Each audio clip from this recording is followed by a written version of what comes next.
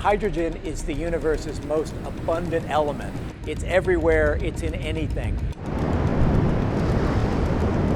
It's number one on the periodic table, but actually getting it and using it as a form of clean energy has been very tough. For the last 30 years, a lot of big companies around the world have been trying to figure out how to make hydrogen attainable, use it as a power source for a fuel cell, as a stationary energy source, a way to power buildings. It hasn't really worked out up to this point, but the last few years, things are beginning to change.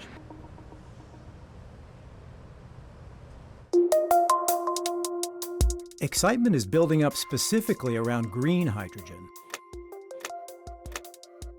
This is a way of making hydrogen that uses zero carbon inputs and produces no emissions other than oxygen. In the US, nearly all of the hydrogen used in oil refining, food processing, and other industrial processes is considered gray. This means it is extracted from natural gas using processes that generate carbon dioxide. If green hydrogen can be used at large scale instead of gray hydrogen, this would make it a powerful tool against climate change, an unlimited source of energy, and a very lucrative business internationally.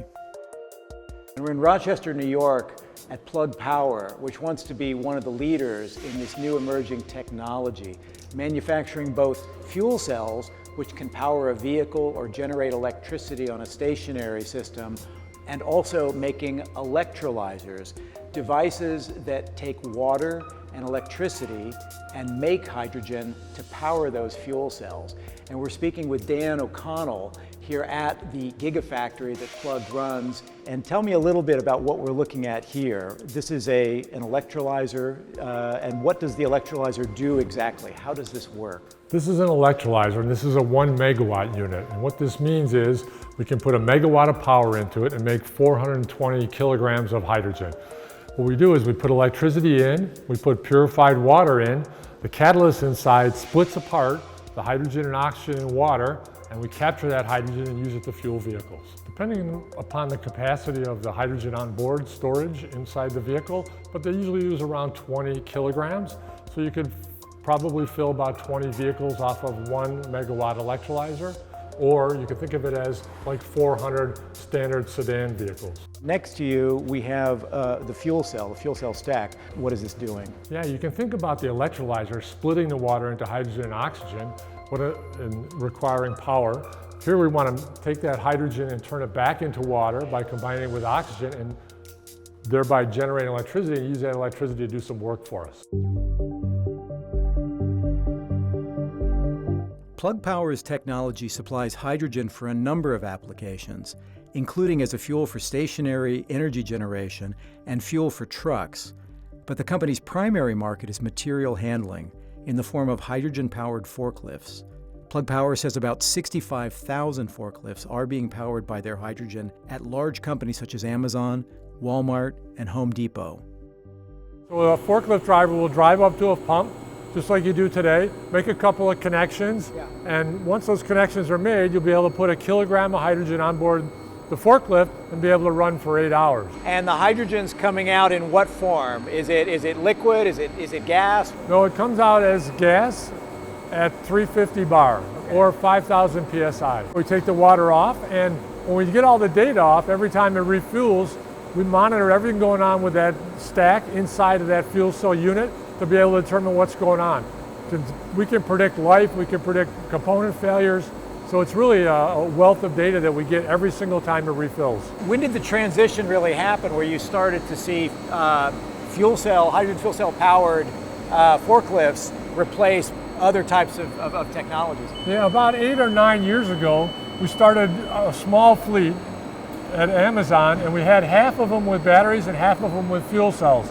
The forklift drivers love the fuel cell ones because of what we talked about, the power, the range, and the recharge time. So the fuel cell started to win out. We've seen probably around a 10% efficiency improvement at those warehouses where we've converted over to fuel cell. Another big player in the green hydrogen race is a company most people would probably not expect, Cummins, the world's largest diesel engine maker. Its clean tech division is known as Accelera, and we had the chance to visit its Canadian operations in Mississauga, Ontario. At this facility, we actually have a number of buildings. The building that we're in right now is a building we kind of refer to as the fuel cell building or the fuel cell technology building. In this particular building, we do have a small manufacturing cell that makes fuel cells for general use in various industry, as well as we develop the next generation of fuel cells. We have a large R&D component to the folks that work here. About 30 years of history we tried to capture in this small museum. And what you're seeing here, Alan, across the shelving is a progression of fuel cell technology development that started off way back in the mid-1990s when we became, first of all, a test station company that was building test stations which people who were developing fuel cells would need. And then we started to test people's fuel cells until we finally ourselves decided to go into the fuel cell business with special focus on commercial vehicles. So we were not a fuel cell for passenger car company, we were a fuel cell for commercial vehicle company as Hydrogenics. And in the shelving units here, you see a number of years, to the 2000s, the early 2000s. In these days, we were making fuel cells that when they lasted an hour or a day, we'd pop champagne bottles, if you will. So here at this facility, you're developing high-powered fuel cell power systems and electrolyzers, but on the fuel cell stack, the fuel cell motor, or engine, I guess, if you want to call it, you're developing something that would be very powerful enough to actually operate a Class 8 semi-truck. Tell us a little bit about what we're looking at right here. What is this unit exactly? Yeah, this is powerful when paired with its brother, another one just like this. So it's twin, I will say. This is our 4th generation fuel cell, which really shows the commitment that Cummins and Accelera have had to continuing to develop this technology over time. We started with our 1st generation of fuel cells and 2nd and 3rd in the 30, the 40, the 45 kilowatt spaces. Those were low pressure technology. As we advanced the technology, what we found was that we needed to move to a variable pressure, which allows for more power density. This is a 150 kilowatt stack, and as I mentioned, it will be paired with another. We're taking a modular platform approach to have 300 kilowatts of power to commercialize the system for heavy-duty vehicles, Class 8 in North America. Obviously, you know, Cummins is a giant in the trucking industry. It's the world's largest diesel engine manufacturer. Is it a little curious that it's also pivoting into something like hydrogen fuel cell, which would seem to be a competing technology eventually with its diesel tech? We actually see the diesel technology as an enabler to get to more advanced technologies because we're leveraging the innovation of Cummins, which is a company that's over 100 years old. We have significant experience in terms of understanding applications and duty cycles and how the products work in the real market, and then we take that and the system integration skills we apply to the hydrogen fuel cell. So we actually think that the core technology is a huge enabler as to why we're able to be successful in the long term with our Destination Zero strategy. To see some of Accelera's hydrogen trucks being worked on and driven on public roads, we toured its facility in West Sacramento, California. Here at the West Sacramento facility, we do powertrain integration and we focus on fuel cell powertrains. So we install fuel cells, we install batteries, motors, everything to make the trucks run as a fuel cell vehicle.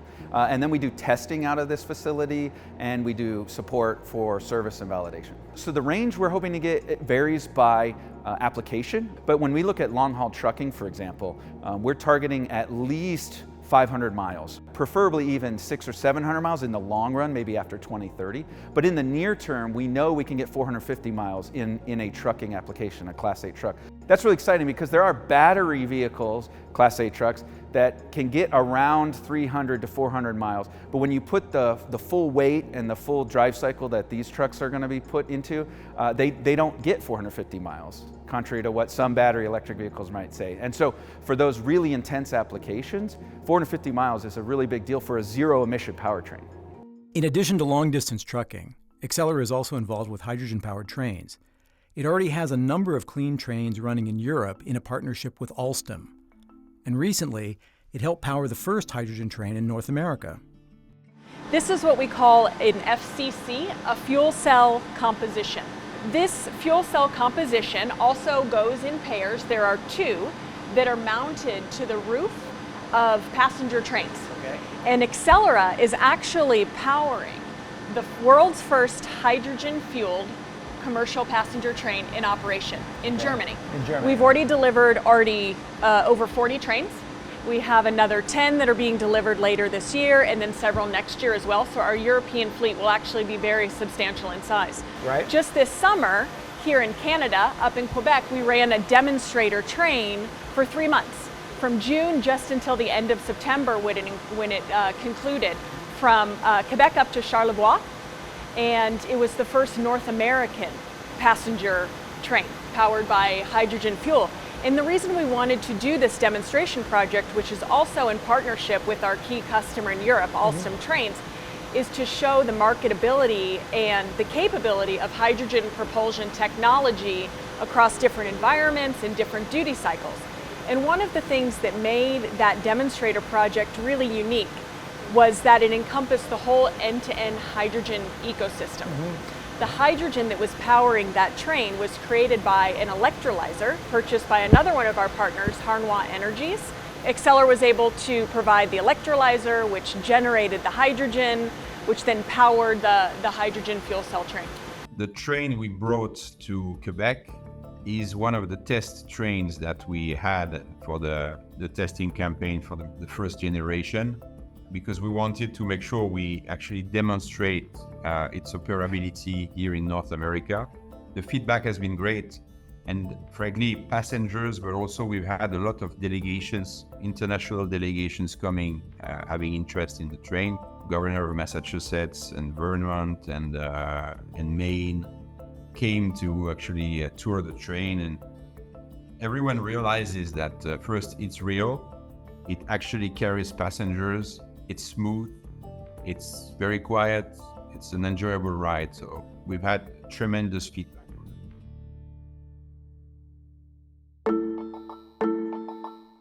To get a closer look at Accelera's electrolyzers, Alex Savelli, the company's managing director for hydrogen technologies, walked me through an assembly area. He tells me one of these machines uses about 5 megawatts of input power and produces about 2 tons of hydrogen per day. So that would be, to put in perspective, would be enough to run about 60 buses, like on the type of transit application for a day. Okay. But then you have some customers that want sometimes 3, 4, 5 of these machines. One customer that we have, Air Liquide, up in Bécancour, north of Quebec, has actually 4 of these machines, and they're basically using it for industrial gas production. But that plant has been running for almost 3 years now. It's actually the largest PEM plant operating in the world today. Who are your primary customers? Who is buying these? In the short term, a lot of the industrial gas companies, the merchant gas companies, folks like Air Liquide, Linde, Air Products. But we also have, also done a few projects with, folks on the power generation space. So the first 5 units that we produced out of here, they're in the process of being commissioned at Florida Power and Light. Okay. And they're going to basically be producing green hydrogen to decarbonize power production.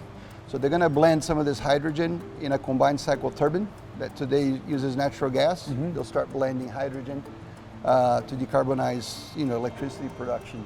We also have sold quite a few of these, some of these semiconductor plants that are being, inshored back into the U.S., from the CHIPS Act. Hydrogen is one of the gases you require to produce chips. And then, more recently, there's a lot of interest in e-fuels. So if you think about sustainable aviation fuel, e-methanol, ammonia, all the way from smaller projects to very large projects, for that type of application. The beauty of hydrogen, if you think about it, it's a very versatile molecule, right? Because it can be used as a fuel for mobility, but then it can also be used as an energy carrier. So if you want to move, molecules from North America to Europe, so to help with some of the energy crunch that Europe is going through, you can also use hydrogen for that. So with all of its potential, what are the remaining obstacles for green hydrogen to be more widely used? One significant factor that Accelera, Plug Power, and other hydrogen companies are waiting on is a production tax credit for clean hydrogen in Section 45V of the Inflation Reduction Act. In particular, they're waiting for the U.S. Treasury Department to clarify guidelines on what forms of hydrogen fuel will qualify as clean and low or no carbon enough to receive a tax credit. The cleanest methods of hydrogen production would qualify for up to $3 per kilogram. But if the guidelines are made too lenient, there is a fear that less clean hydrogen production could create millions of tons of greenhouse gas emissions and undermine the cleanest hydrogen producers. Another factor to consider is the U.S. Energy Department's recent designation of 7 hydrogen hubs across the country that will share $7 billion in government funding and $43 billion in commitments from companies. At Plug Power, I asked the company's VP of Electrolyzer Technology, Courtney Middlestat, for his thoughts on hydrogen's future. What do you think needs to happen and what's going to happen to sort of build out the hydrogen economy and make it a more widely used energy source in a range of applications beyond what it's going into today? Yeah, absolutely. That's a great question. And what will happen and what it comes down to is the cost. Of course, it's absolutely the cost. So originally, where you're seeing the hydrogen, where Plug was able to find a niche for hydrogen right from the beginning was for the forklift trucks. So there, even electrolysis can be competitive right now because the hydrogen has to be at high pressure and it has to be very, very pure to operate in a fuel cell. So in that small market, we can compete today. We're getting, as our costs come down, we're getting the next area that's willing to pay a little bit of a price premium is hydrogen as a chemical, not hydrogen as a fuel. But what's also coming down, what affects us even more than our cost is the cost of the renewable energy. Renewable energy, as you know, solar and wind, those costs continue to come down and down. So for instance, if in some areas, the cost of solar is as low as 2 cents a kilowatt hour.